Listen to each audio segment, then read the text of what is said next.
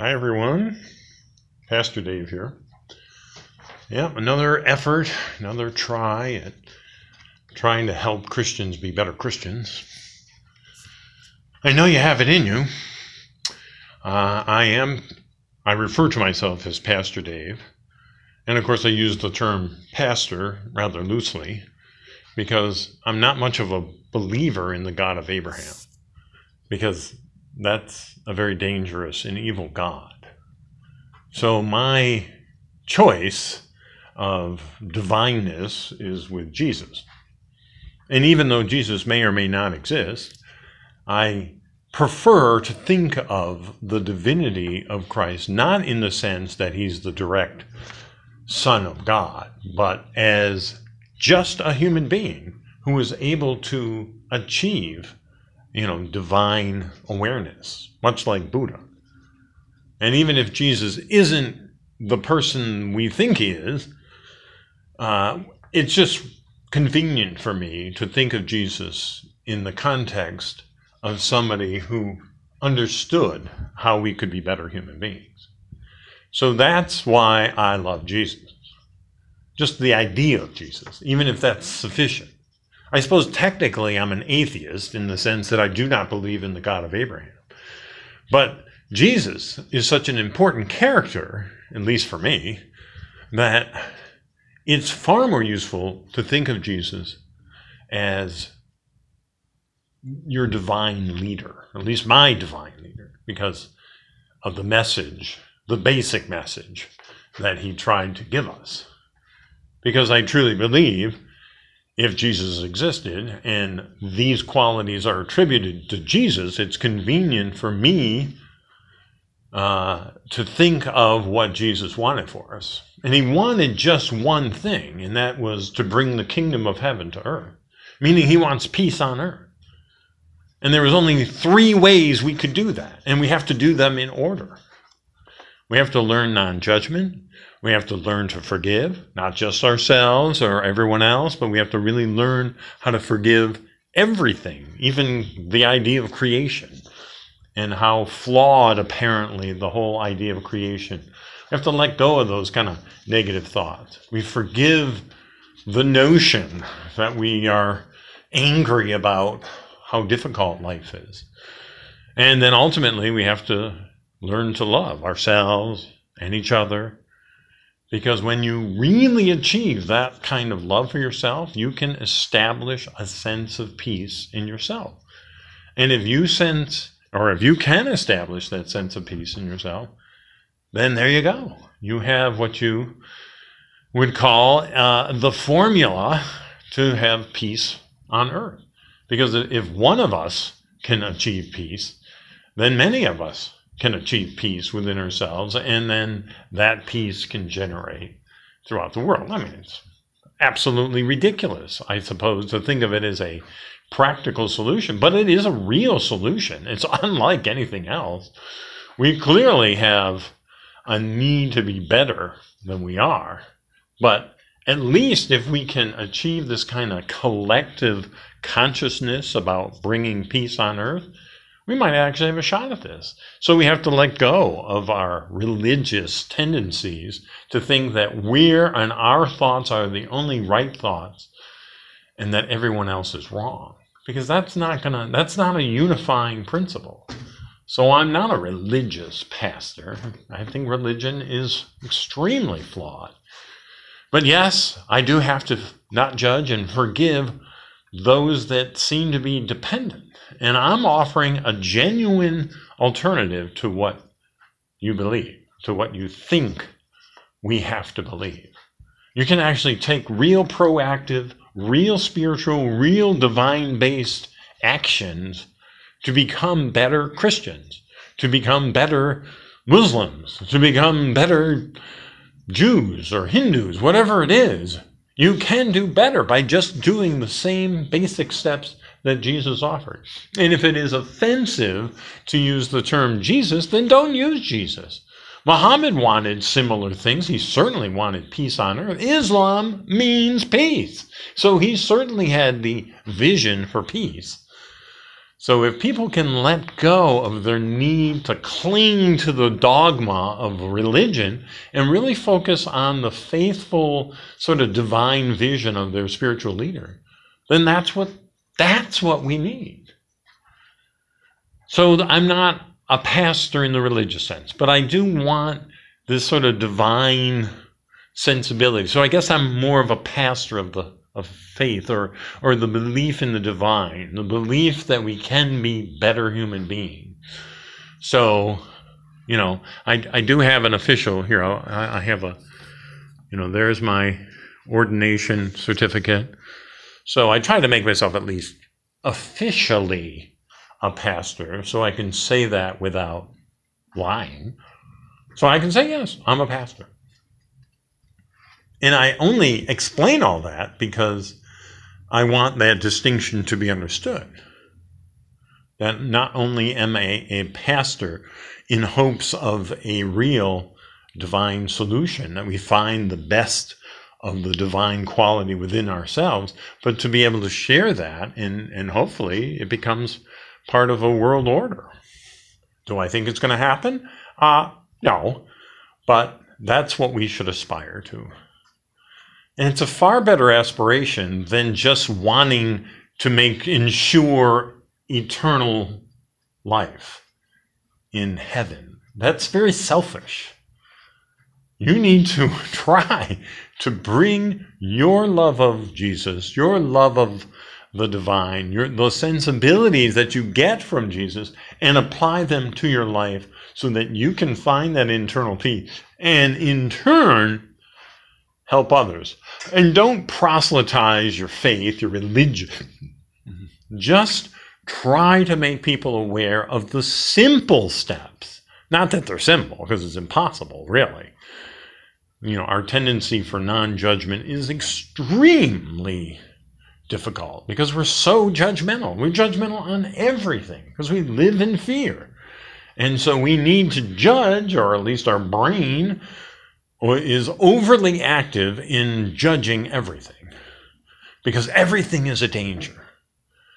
But if you're truly connected, like I believe Jesus was connected, then you would let go of the need to be judgmental because you know that judgment comes from a place of fear and you don't want to live in fear. So that's why you try to develop your sense of non-judgment so that you don't react, don't live in fear, and so that you can move on to the deeper possibility of forgiveness and love for the ultimate goal of peace. And that's very simple, to articulate, but extremely difficult to put into practice. But that's not why I'm talking about this. But I'm just pointing out that that's what you should do. You should have this kind of goal. If you really want to call yourself a Christian, then your values that you identify, even in your religion, should match up with your personal sensibility. You should want to be a non-judgmental person. You should want to be a Christian, forgiving Christian person. Or Muslim forgiven. The idea of forgiveness should be part of your divine journey. It should be. And of course, this will lead to deeper things like loving yourself so that you really can love others because you see the deeper divineness of everyone. And of course, ultimately for your goal of peace. So all of your values should also line up with your politics. You should want peace on earth, which means you should not want guns in your life. You should want to be pro-life at every level. You should want to make sure that those that do not have, that have less than you, that cannot manage their life without help. You should not judge them because they're not pulling up their own bootstraps. You should be able to give without them losing their dignity.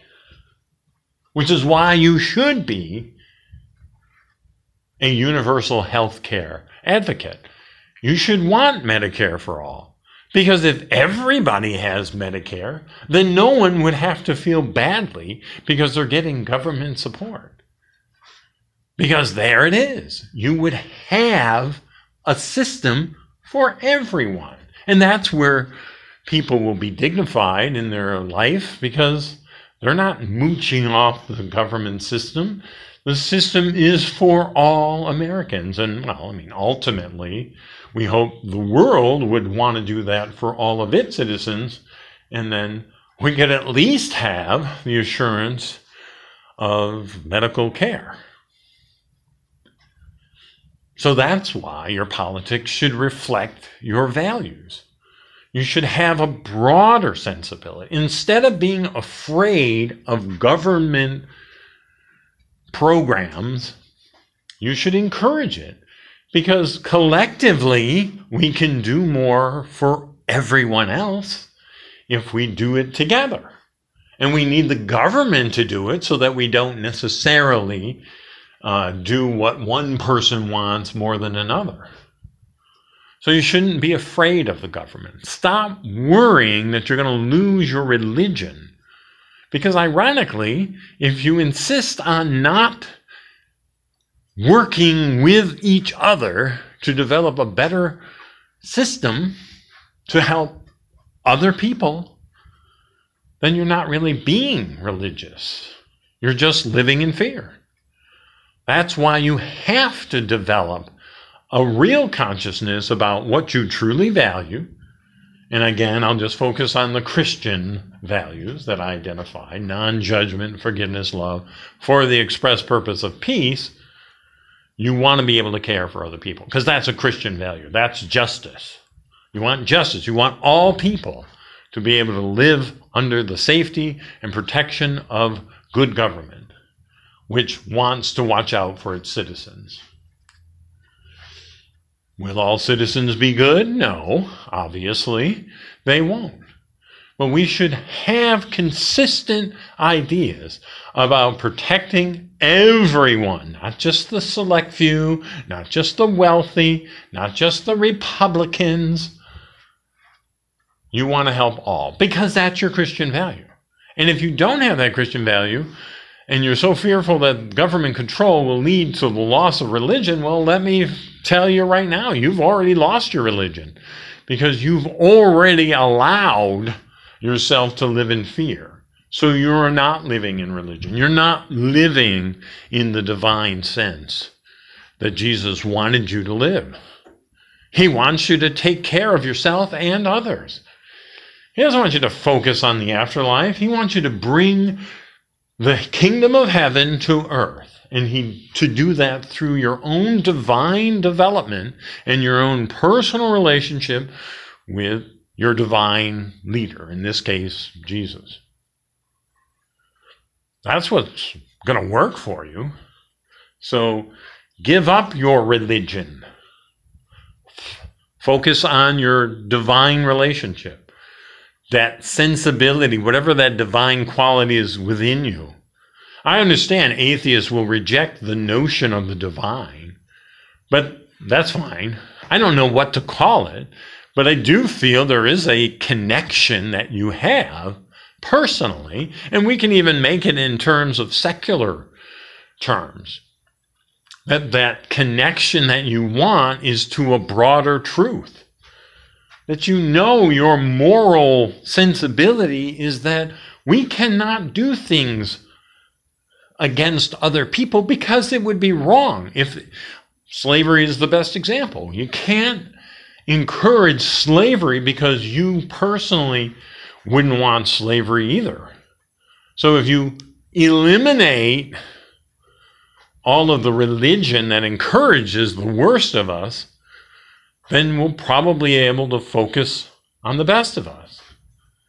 And that's why I think it's useful to use Jesus, but it doesn't have to. You don't have to use Jesus as your divine focus. I just think it's more useful to use sort of an external focal point in order to develop your divine sensibility, or your, self-awareness, your sense of truth, whatever it is that gets you to the place where you're not just reacting in your life, you're actually bringing some level of consciousness to your life. So I have no problem with the atheists sort of raising their own consciousness in whatever form they need to raise. As long as we agree on the proposed notion that we should live in peace, that we should respect all human beings, that we should try to help each other, because collectively we're going to do far better than if we do just our individual interest. So that's why we develop the values that we develop.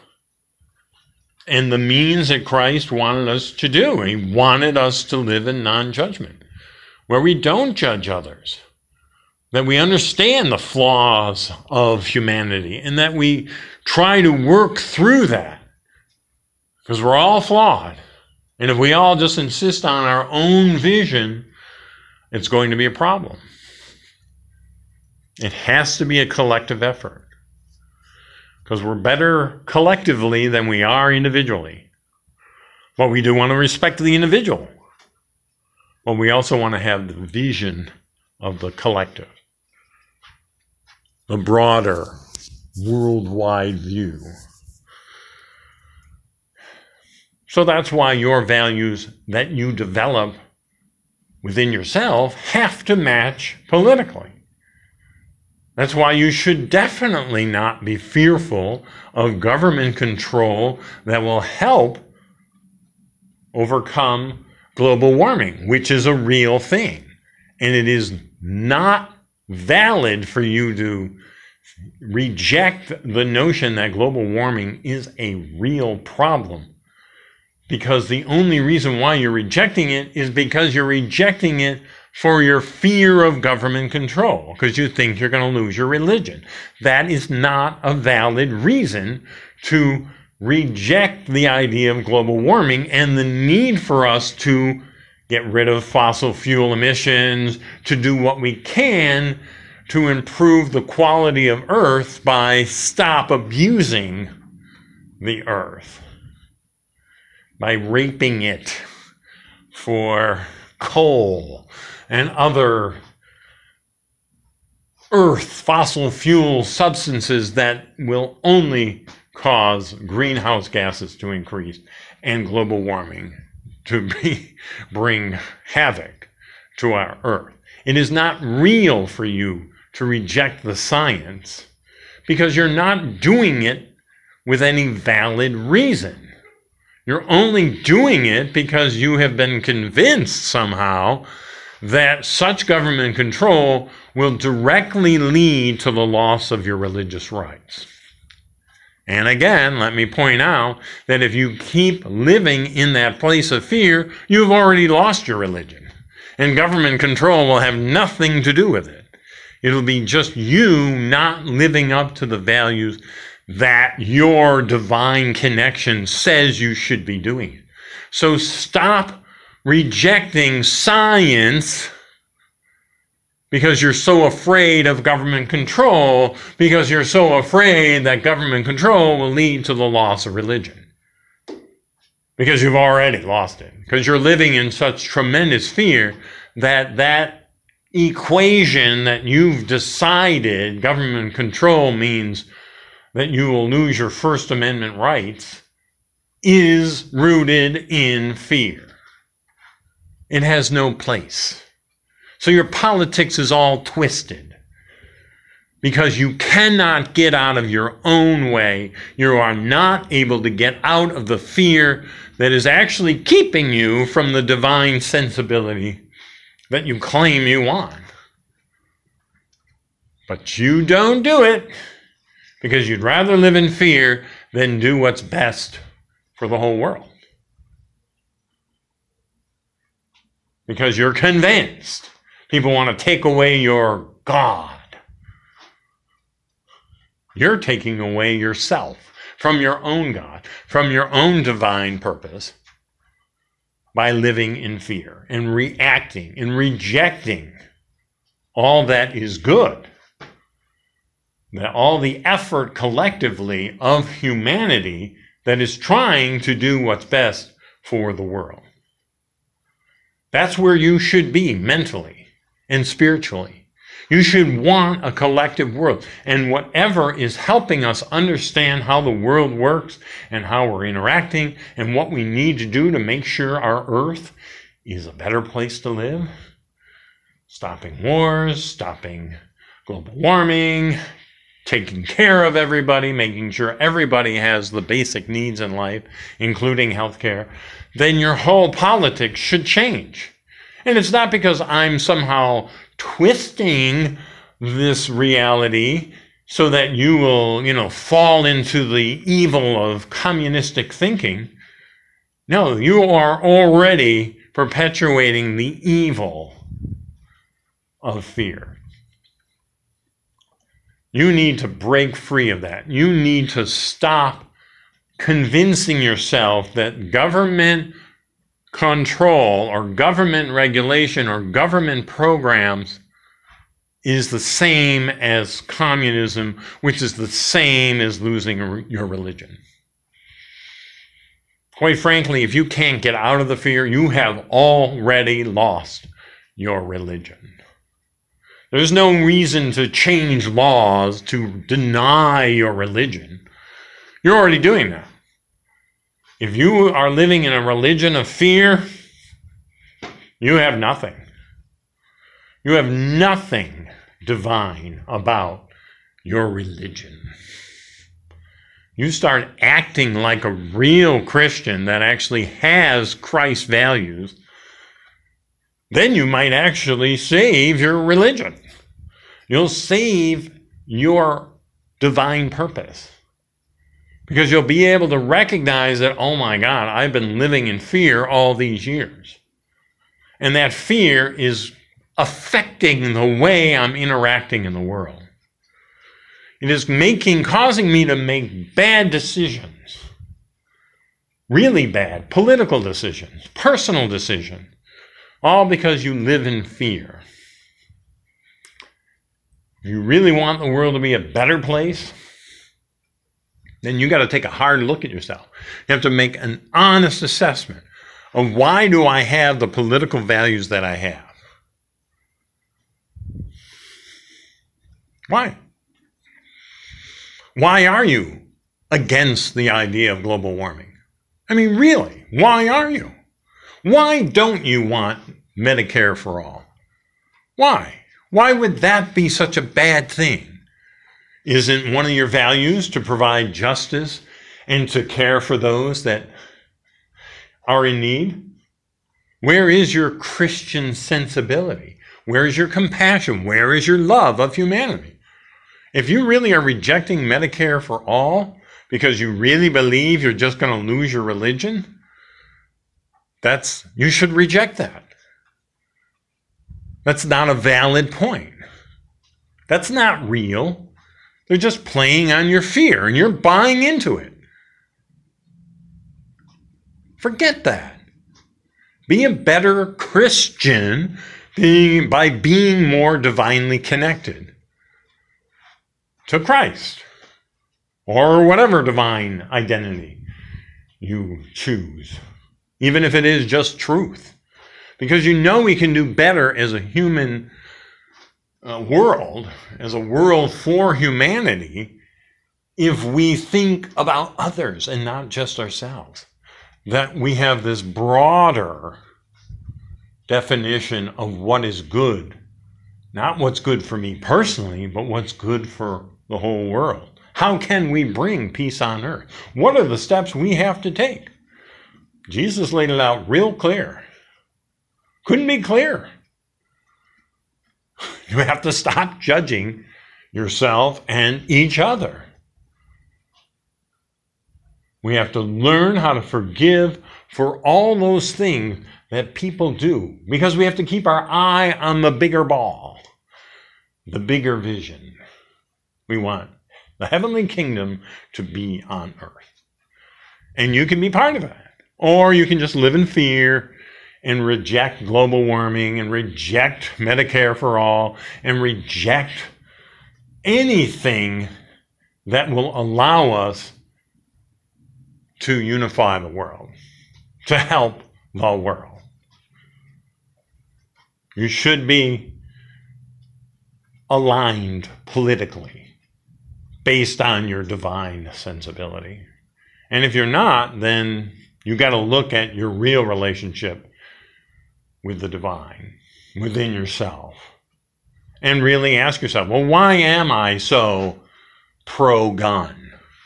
Why do I want guns? Would Jesus really want you to have guns? Is that what he really thought? I understand the reason why you have guns is, wait for it, yes, you're living in fear. And that fear is why you have chosen to promote guns, to reject gun control even. You don't want a safer world. You just want to make sure that you can shoot other people if they should so attack you. And that's where you're living in fear. And if you're living in fear, you're not religion. You've lost your religion. You've lost your relationship with Christ. Because he thought more of you. He thought more of human beings. He said we really can overcome our fear, our hatred, our need to judge others. He thought you could do that. Because he thought if we do this enough, if we can have this broad collective idea, this vision, we could have peace on earth. We can bring the kingdom of heaven to earth. Because he wanted peace. And having guns doesn't promote peace. It means you're living in fear. And this is the simple argument. If you have a social conservative agenda, you need to truly look at your reasons for having those political values, especially if you call yourself a Christian, especially if you think it's important to have these divine values of non-judgment, forgiveness, love, for the purposes of peace. That is your purpose, to help promote peace, to help find peace in yourself. And you do that with a divine relationship, a divine connection to Jesus, I believe. And if you fail to do that, then you're just giving into fear.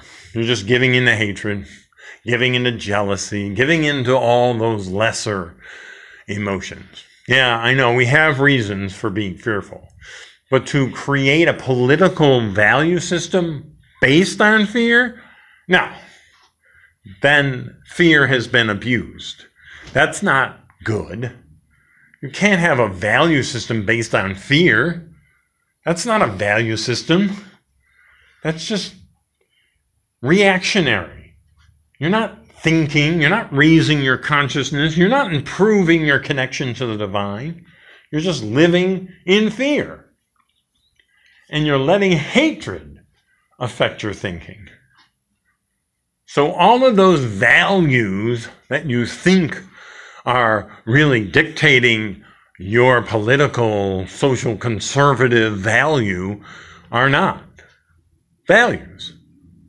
They're all rooted in fear. Your reason for guns is for fear. Your reason to deny Medicare for all is out of fear.